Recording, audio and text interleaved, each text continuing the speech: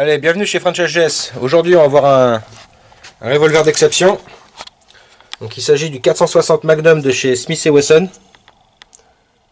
Donc, une bête. Voilà un petit peu les cartouches qu'on tire. On peut tirer 3 calibres. Je vais les détailler un petit peu après. Du 45 long Colt, 454 et 460. Et pour comparaison, une 22 long rifle et une 9 pour comparer.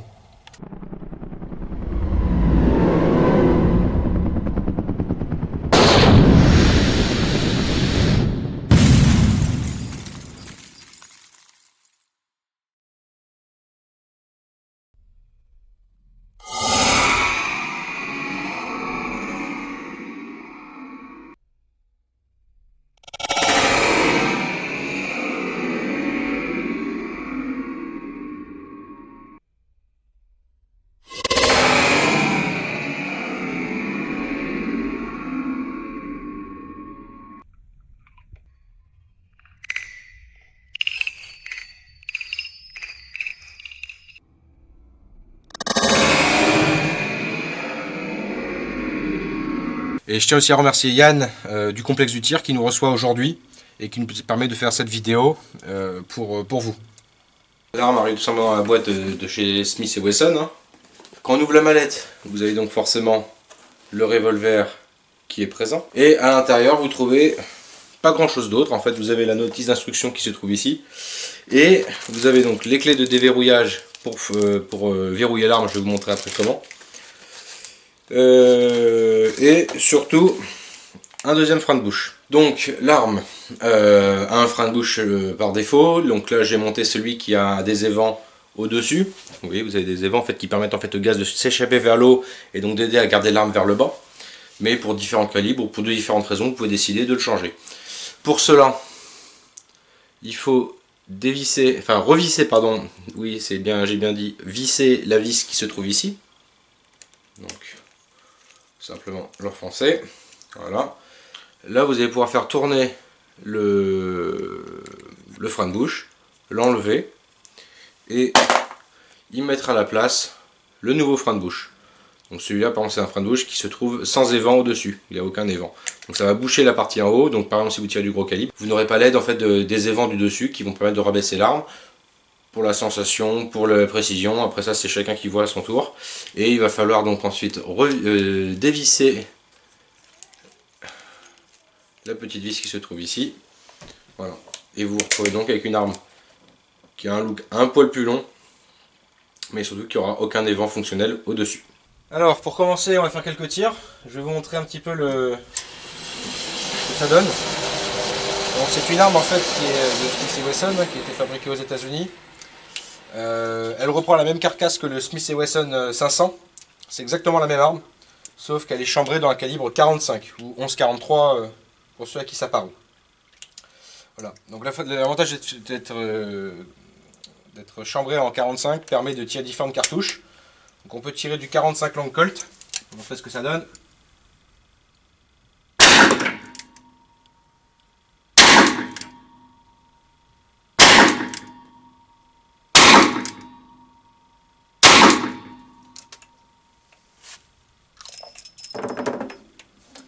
Voilà. Donc l'avantage du 45 long Colt, c'est que c'est une munition qui coûte pas très cher, qui se trouve partout, et en termes de recul qui est très agréable. On est plus près du 38 spécial que d'un gros calibre. Voilà. Et en termes de groupement, là on tire à 15 mètres je crois. Voilà, ça reste très correct.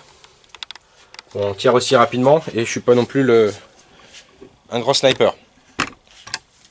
Je vais vous montrer maintenant en 454 Casoul, donc qui est le deuxième calibre qu'on peut mettre à l'intérieur. Donc il y a un calibre, généralement les gens ne savent pas plus, on les trouve dans les Ragging Bull de chez Taurus. Donc c'est un calibre surchargé mais qui est aussi en calibre 45. Donc vous allez voir déjà ça commence à secouer un peu plus.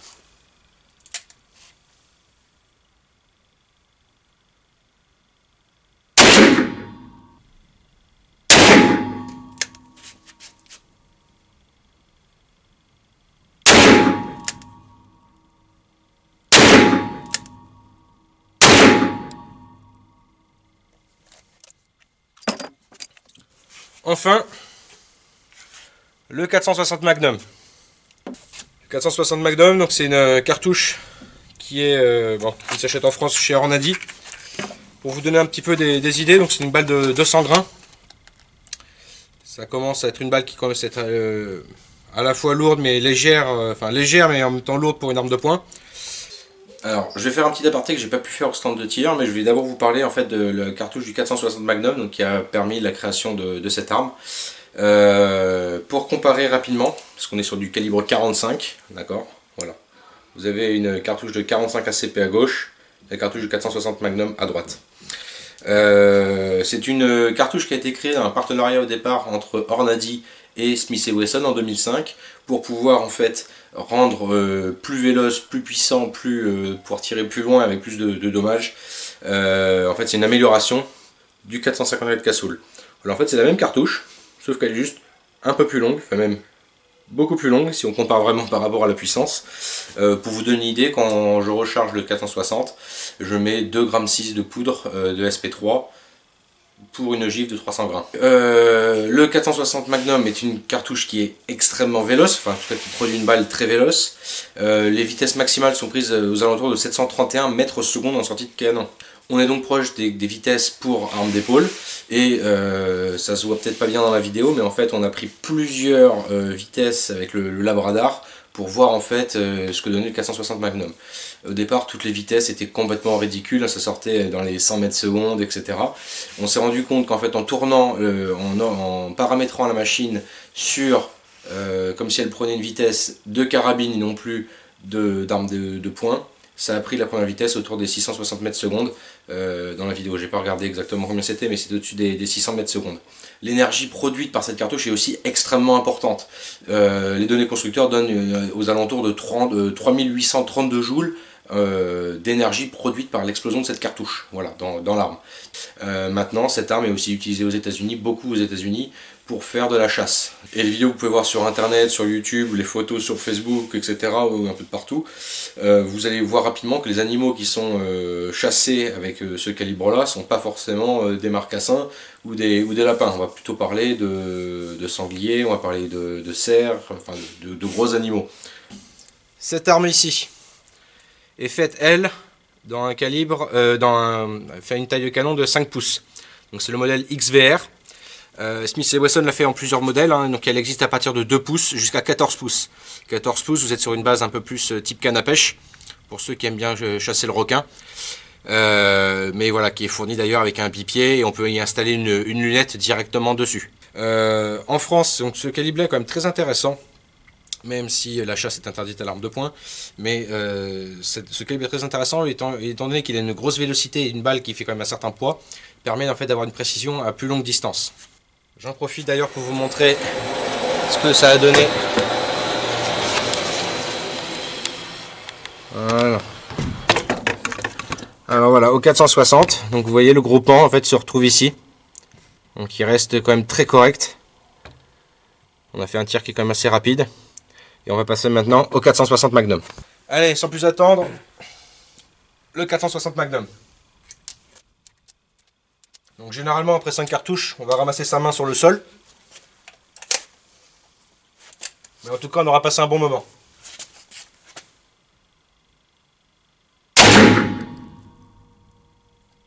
L'avantage aussi, c'est qu'on voit tout de suite l'impact.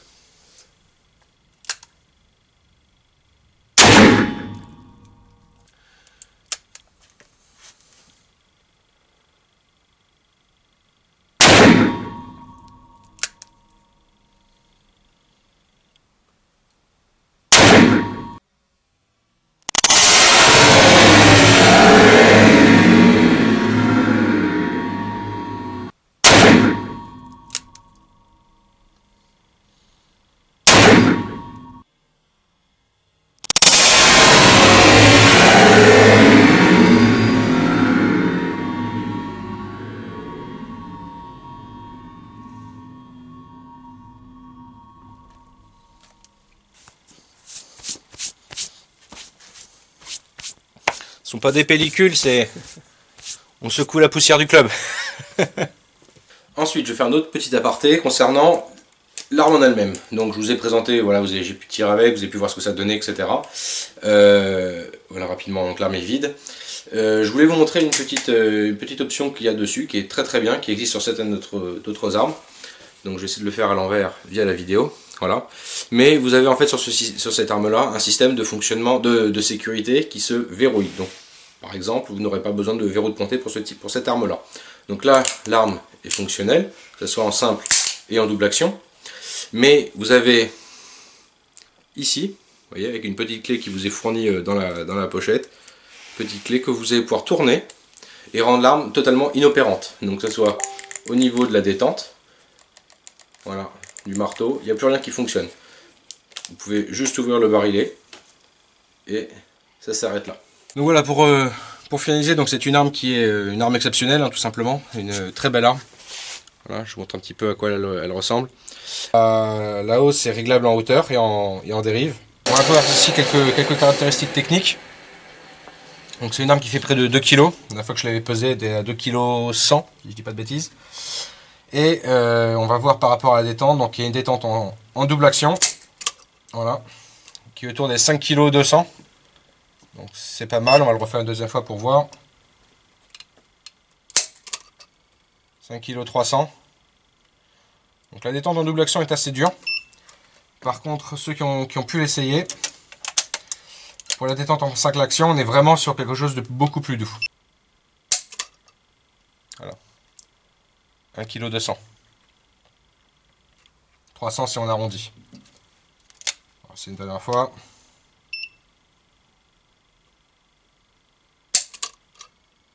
Un kg 4. Voilà. Donc une arme quand même très agréable à tirer en termes de détente. Voilà. On va regarder un petit peu la cible par rapport au 460 Magnum. Donc ce qui est intéressant à voir, bon déjà vous voyez que j'ai pas tiré en plein centre. Voilà, le 45 reste confiné sur la partie ici. Le 454 était un peu plus vers le bas. Et le 460, donc, qui est un poil moins regroupé, et plutôt regroupé vers le bas. Pourquoi? Tout simplement parce qu'en fait, avec la fatigue, on a quand même tiré un petit peu tout à l'heure. Avec la fatigue, l'appréhension de l'arme, tout simplement, on a tendance à faire pointer l'arme vers le bas.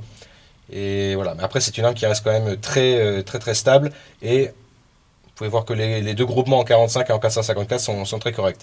Personnellement, le 460 est un calibre à sensation. C'est sympa à tirer, c'est sympa à prêter aux personnes. Maintenant, moi, pour cette arme, je préfère quand même tirer du 454 Casoul. C'est voilà, c'est confortable en étant précis et en termes de prix, ça reste un peu plus correct aussi que le 460. Voilà, 460. Pour ceux qui cherchent, voilà, le tarif n'est pas donné. Donc le Labrada, on peut trouver chez Complexe du Tir.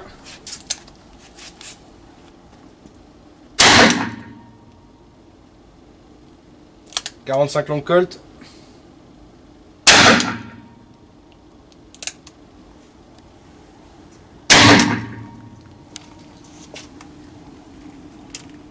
454 Casoul de chez Mactech. » Tu dois pouvoir les enregistrer dessus.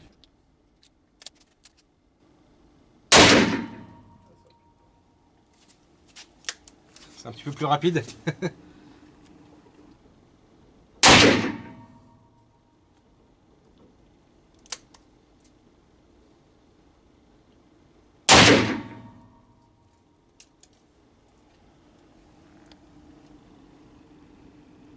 Ouais.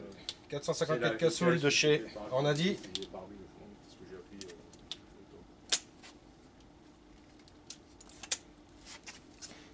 Et là.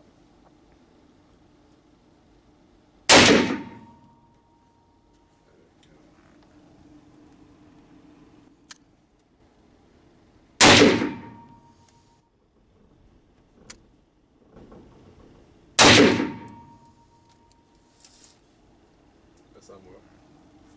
Les modes open, je sais pas comment je passe. On va essayer. Ouais, s'il vous plaît. Ouais.